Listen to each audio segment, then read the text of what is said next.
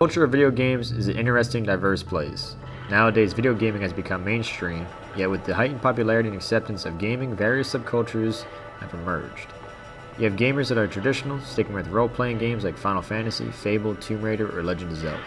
You have gamers that fancy first-person shooters, like the astoundingly popular Call of Duty, Halo, and Destiny franchises. You have the computer gamers who grind out hours upon hours on World of Warcraft, Diablo, or the currently most popular game in the world, League of Legends. There's a significant subculture out there that still loves retro gaming and platform-style games like your Super Marios, Minecraft fans, or the fans that still power on the Super Nintendos or PlayStations.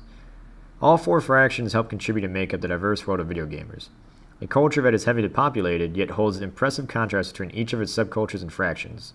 Despite everything, gamers are gamers, but there's a huge difference between styles of gamers. Why do you play Call of Duty? To be better than everybody else. To be at the top of the leaderboard. Just being able to prove that you're better than other people at something, as opposed to just slaving away during a game, not really having any documentation to show it.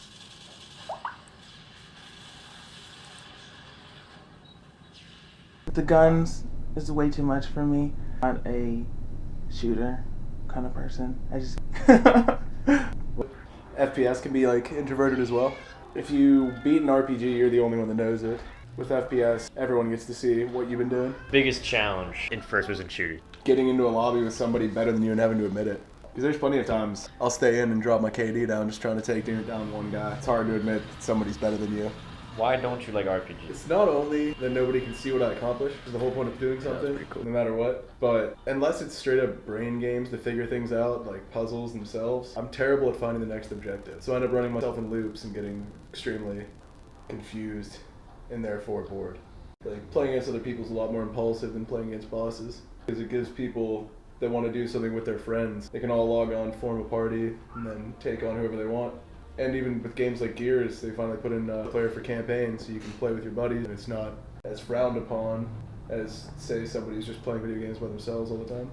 But the majority of COD players just don't even play the campaign, just go straight to multiplayer because they want to be on the big board. League of Legends is my Call of Duty. How you can prestige and do all that multiple times. I'm not playing with the same people twice. Unless I'm teaming up with someone, it's always someone new, so each person's skill is different. So that's why I play. What's the most difficult part of League of Legends? Your teammates. Someone might get mad at this person, they don't want to play anymore, or someone has to leave the game for some odd reason, or they disconnect. I think the hardest part is playing with the other people. That's the hardest part about League. It's like a release for me. How I relieve a lot of stress. Really how I socialize most of the time too. Over playing MMOs and whatnot. Cooperating with other people. Getting lost in a different world.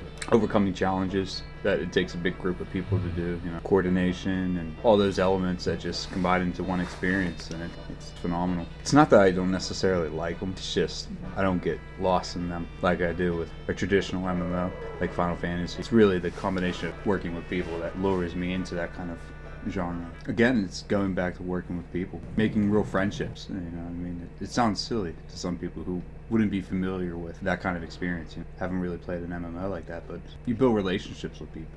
You know, starting from scratch, meeting them. Really, what pulls me into Final Fantasy XI in particular, because you have to work with people to accomplish anything. Do you think it takes more skill playing an RPG compared to an FPS? Personally, yeah, I think so. Because there's no way in Final Fantasy XI, for example, you could be good by yourself. You're not going to accomplish anything by yourself. You have to have people. You have to have real people working to overcome something that it would normally be impossible. I think it takes more skill to organize and coordinate with people to overcome an obstacle that ordinarily you couldn't overcome at all. First-person shooters, I mean, that's just, I personally look at it as like a genre for kids nowadays, to be honest. It's to kick back and enjoy, but yeah, I don't know, I just don't see the skill behind it, really.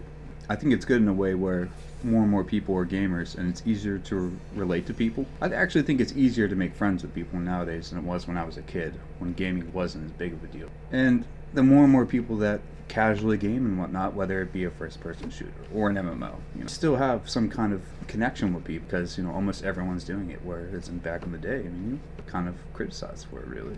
A basement dweller. Yeah, I think it's good in that way, but it could also be bad, yeah, for people that are just really addicted to it. I almost fall in that category too, where I'm not as social as I probably should be because I'm gaming most of the time. So, in that way, it has made an impact on my life where I'm not out there meeting people like I should be probably. Follow the story. If you don't follow the story, you don't know what's going on, and then you don't know what to do in an RPG. With first-person shooters, you just find the enemy player and kill them. They haven't changed much of the actual gaming from this generation to the next. They've just made it look better, run smoother, and segue into television easier. And that's when video games came big.